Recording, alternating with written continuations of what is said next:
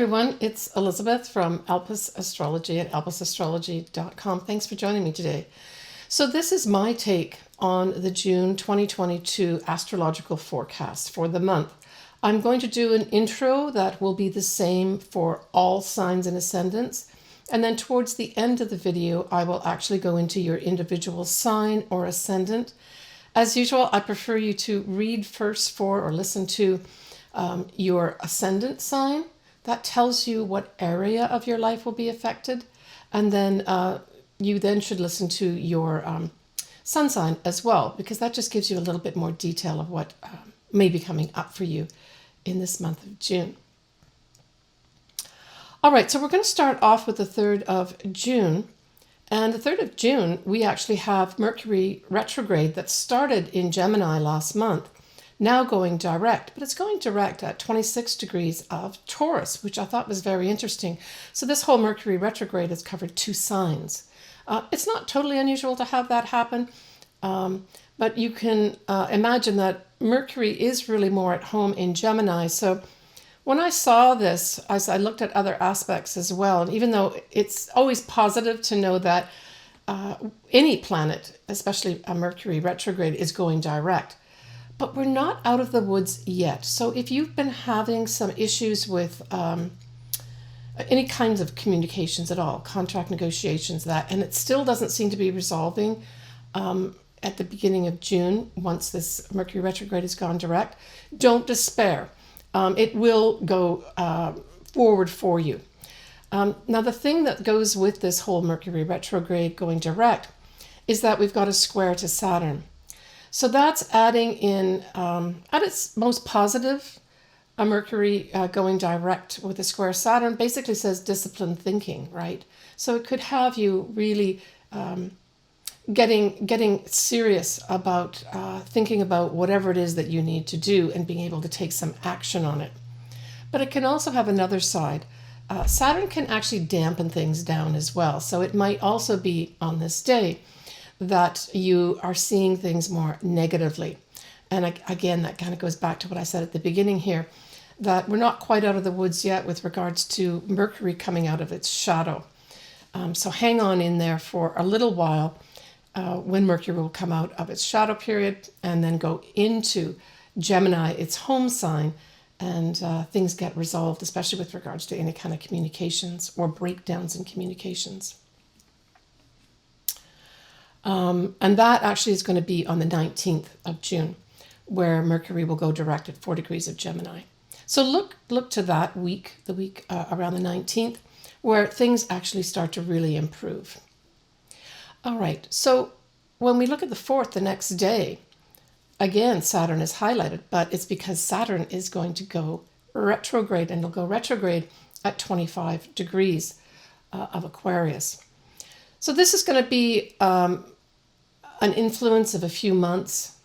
And I would say that with this whole Saturn going retrograde, it's really going to have, I would say, people in authority, institutions, that kind of thing, kind of staying in the background more instead of like laying down the law.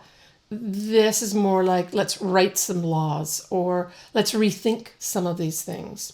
So I see that as a positive thing with this Saturn retrograde. Now, if you do have anything around the 25 degree mark of Aquarius, you may have some kind of delay that happens unexpectedly where someone, maybe in authority, steps in and says, well, wait a minute here, you're not following the rules. You're going to have to do this, this, and this.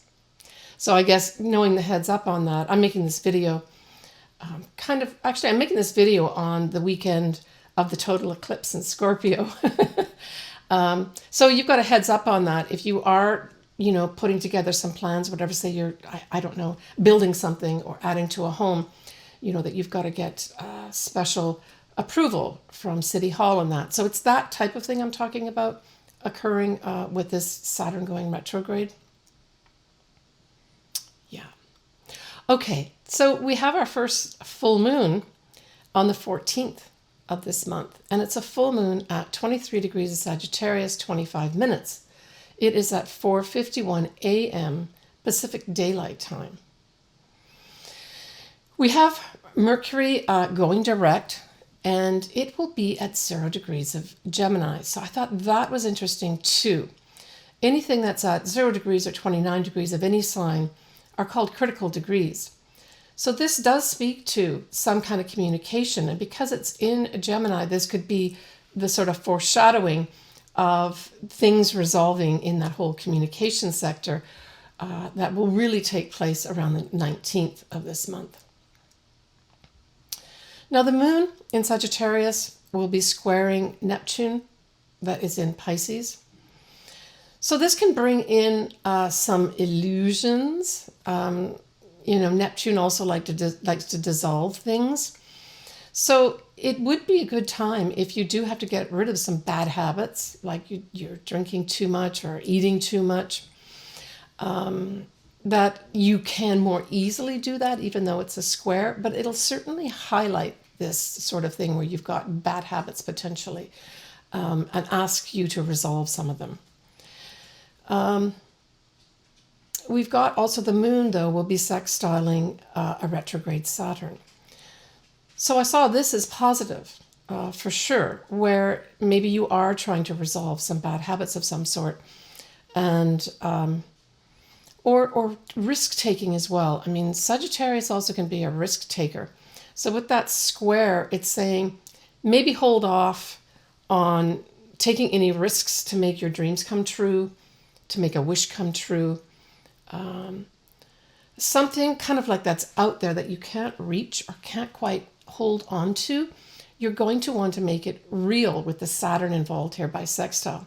Now you may get an opportunity because sextiles are opportunities, but because we've got that square happening there as well, it could just be that for some of us, that dream that you have, that wish that you want to make true, that vision that you have for yourself in the future, kind of seems to have a few clouds in it.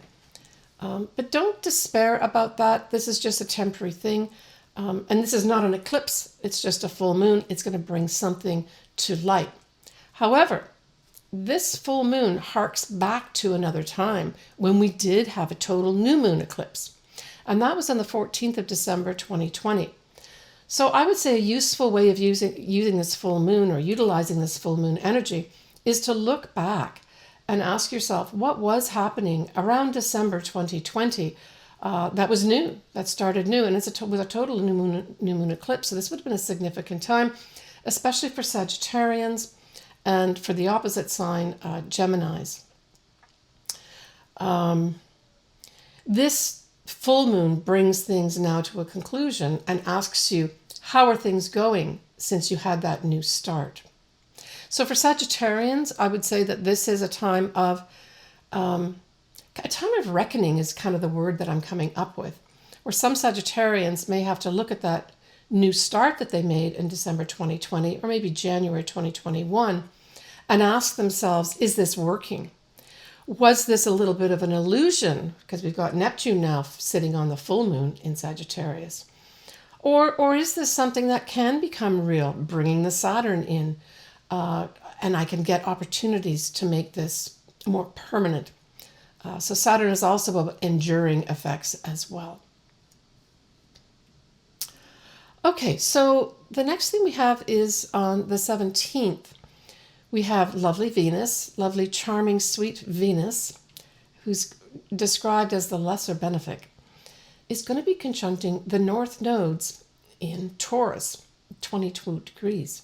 So if you've got anything around 22 degrees, or say your own north nodes are at 22 degrees, this could bring in love, money, or at least an increased value of yourself.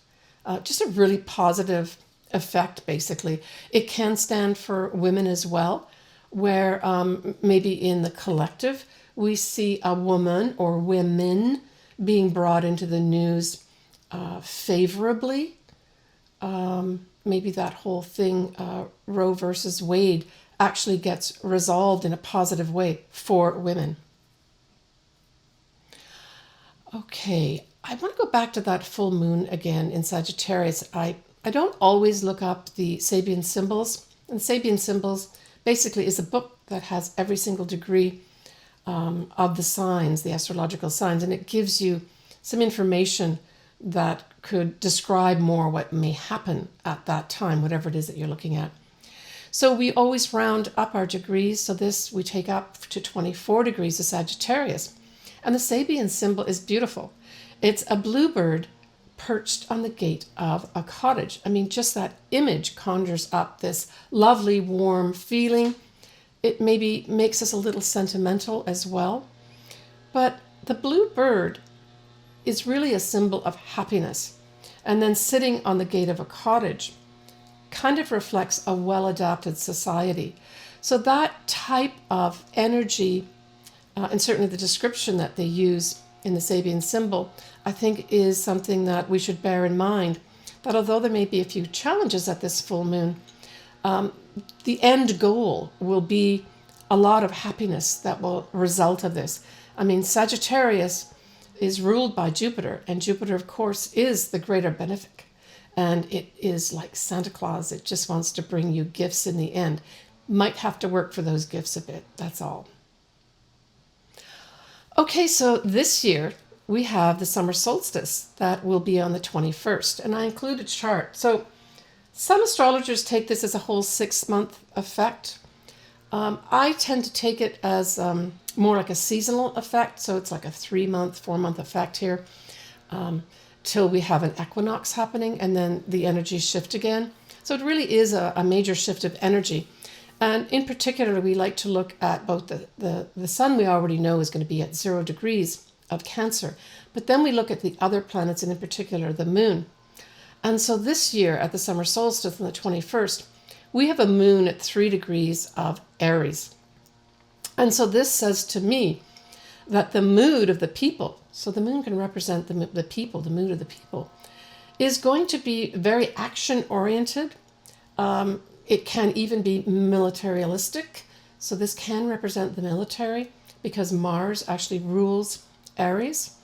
But it's also going to have a lot of people want to get on their own individual path, do things their way, and be emotionally more assertive and forward with regards to what they want.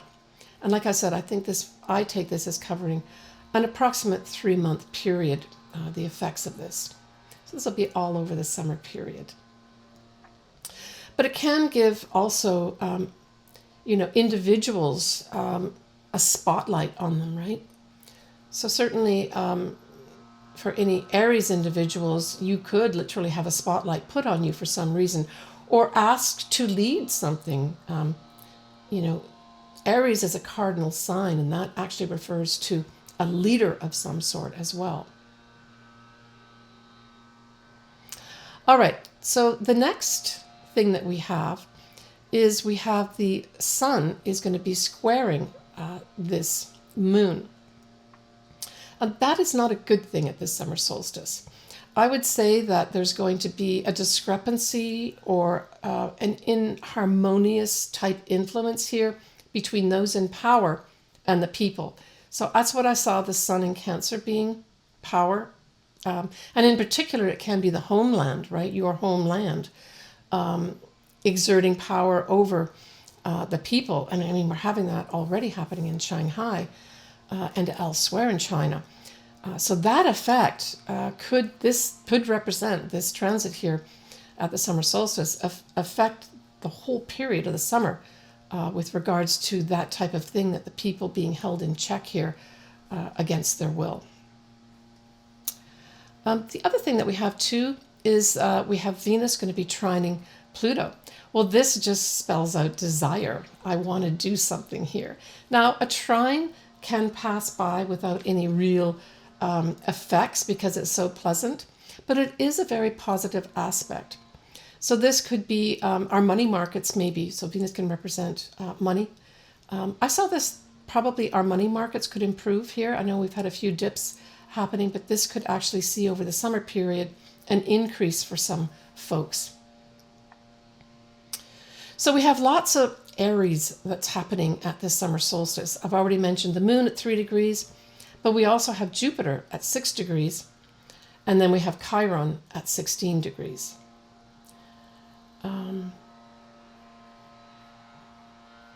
And Mars, which is the ruler of this moon in Aries, is at 20 degrees.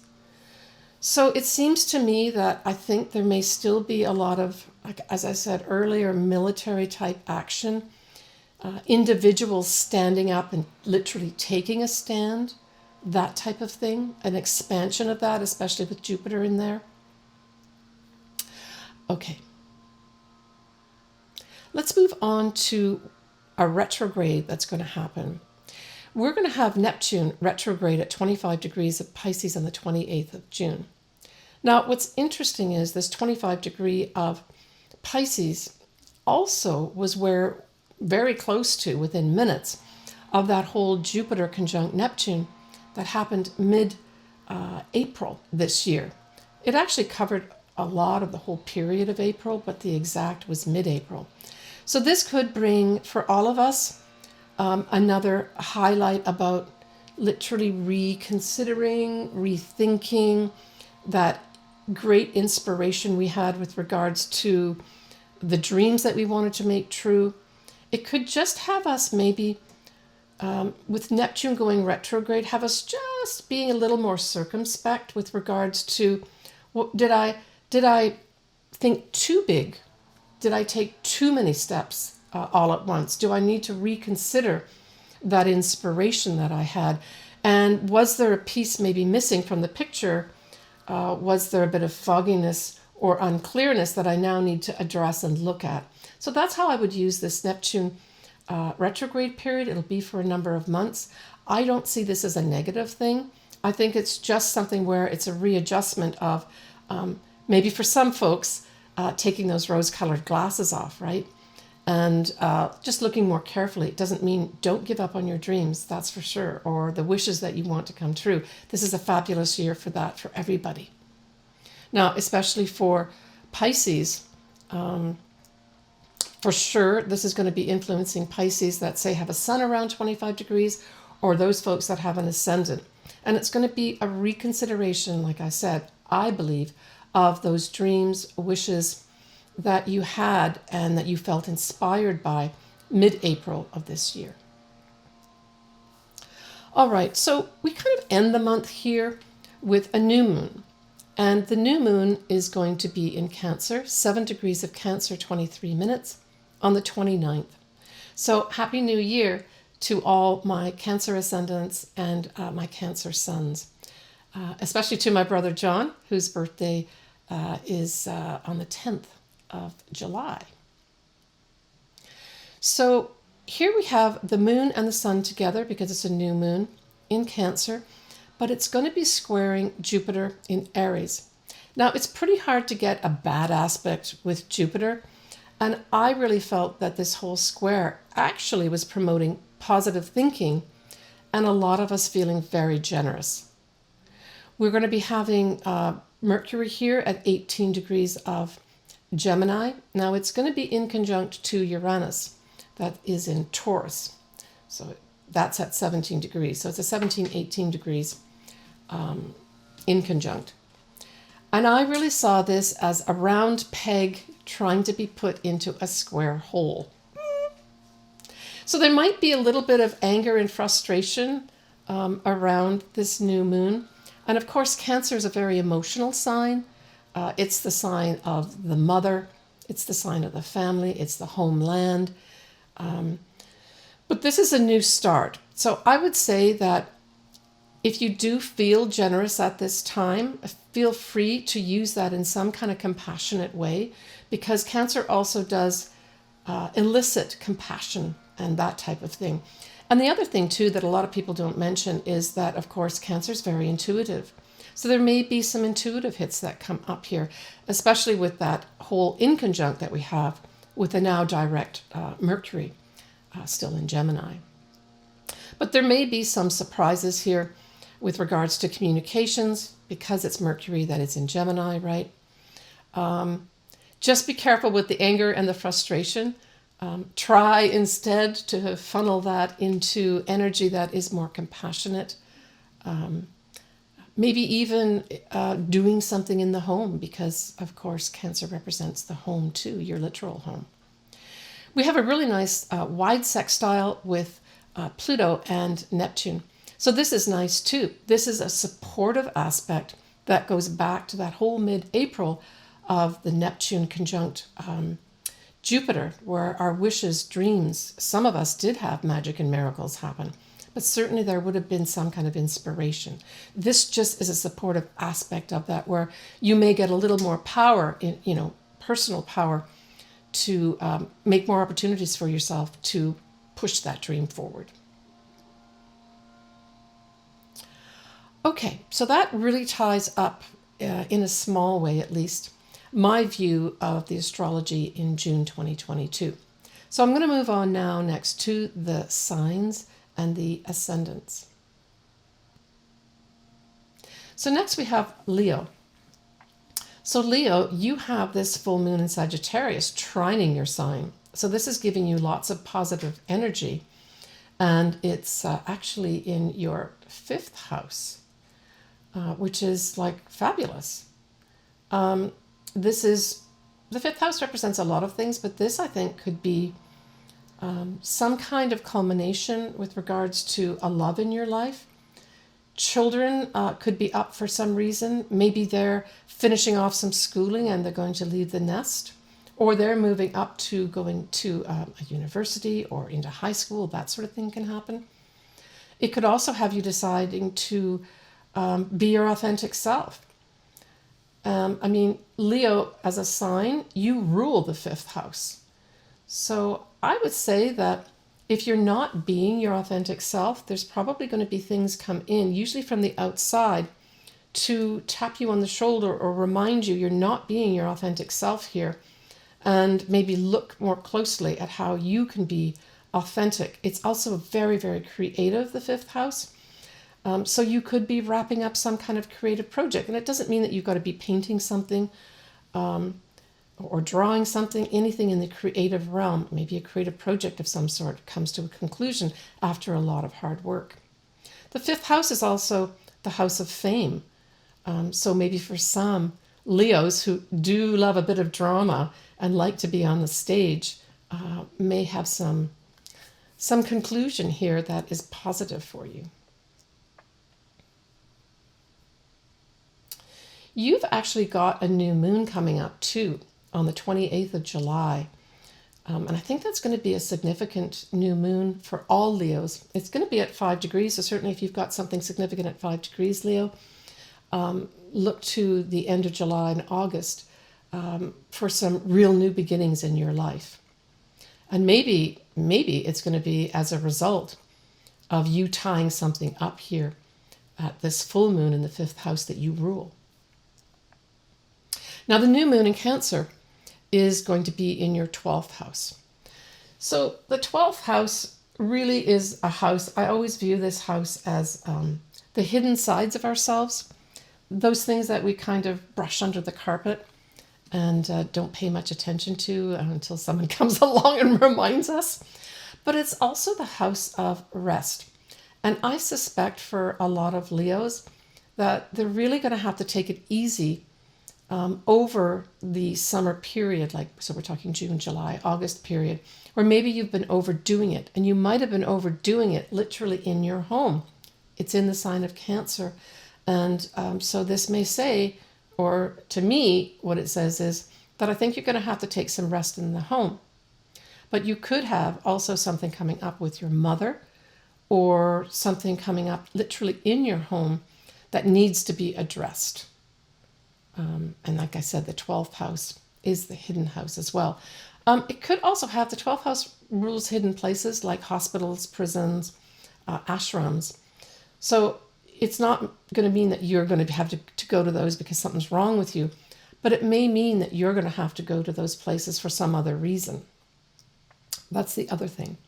But it is the house of healing too, and that kind of nicely sort of pairs with that whole idea of rest. So healing and rest is my take of what this new moon in Cancer is for you, Leo. Take care of yourself. All right, so that wraps up the month of June 2022. I want to thank everybody for listening in, commenting. I have so much fun listening to your comments and writing back and giving you. I've got lots of new clients that have come in from all over the world. I want to say hello to everybody that I've been doing Zoom astrology sessions on. I've had so much fun with all of you. I'm just going to give you a little bit of heads up on the July 2022. We have Mercury and Venus going into Cancer. So if you've got any placements in Cancer, that's bringing good news, potential love for some Cancers, and some money maybe too. We're going to have Mars in Taurus conjuncting the north nodes of the moon. So this is bringing some action with regards to, especially those folks that have north nodes binatally in their chart in Taurus, as well as conjuncting Uranus. So some surprise new start for some folks that are associated with that north nodes in Taurus. We'll have a full moon that's in Capricorn. So for Capricorns, there's going to be some wrap up for you. And we'll have a new moon in Leo that I have mentioned already in Leo's forecast. I see that as a bright, shining star. So Leos, if you're having any challenges, know that that new moon on the 28th of July, which I will cover in my July video, is going to be a super positive time for you. And for some folks, there might be some fame coming your way, Leo. All right, I'm going to leave it there. If you want your chart done, as per usual, all the details are below in the text box. I love hearing from everybody, and I love doing everyone's astrology. Take care, and we're going to see you next month. Bye for now.